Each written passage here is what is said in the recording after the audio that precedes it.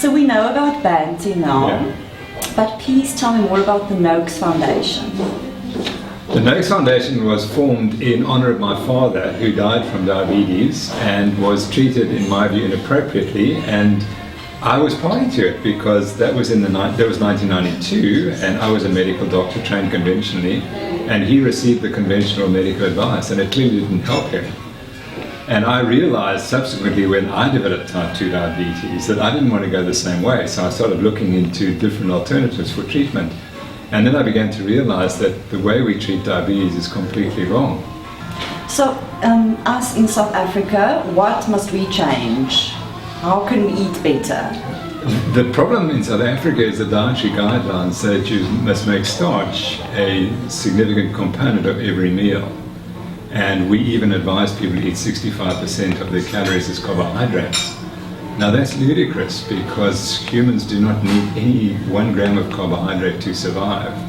Assuming that the Banting revolution is successful, what will the average South African eat in 50 years' time? Well, I would say what will the healthy South African be eating, and they'll be eating this diet. Because what's going to happen is if you aren't eating this diet, every generation will be heavier and fatter and more diabetic. And as a consequence, they'll be less healthy and they'll probably have fewer children. Many people have learned to manage their diabetes and cholesterol and everything by the Banting diet. So they're not so reliant on medication anymore.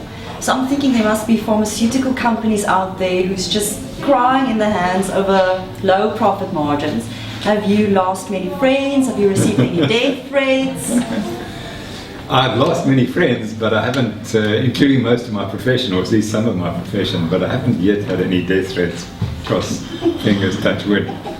So the reality is, it's been calculated that if everyone followed this diet who was diabetic, that we would put 6 pharmaceutical companies out of business. That's the whole point of going to the poorest communities who are the most unhealthy and who are eating the worst. And we want to show that there's this direct link between what you eat and the health of the community. We talk about food addiction, we talk about sugar addiction. Actually, it's processed food addiction.